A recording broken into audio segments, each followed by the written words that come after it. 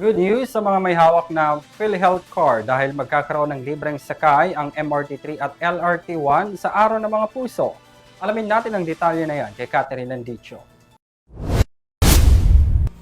Magkakaroon ng libreng sakay ang MRT3 at LRT1 sa darating na Araw ng Mga Puso.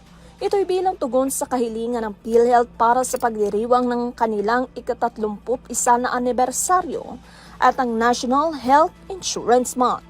Magsisimula ang oras ng libreng sakay mula alas 7 ng umaga hanggang alas 9 ng umaga, naaabot naman hanggang alas 5 ng hapon hanggang alas 7 ng gabi, kung saan lahat ng may PhilHealth card holder ay maaaring makapag-avail.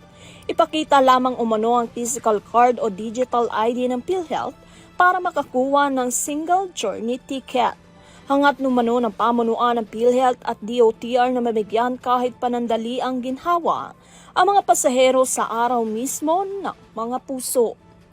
Para sa TV News, Catherine Landicho, sumasaludo sa bawat Pilipino.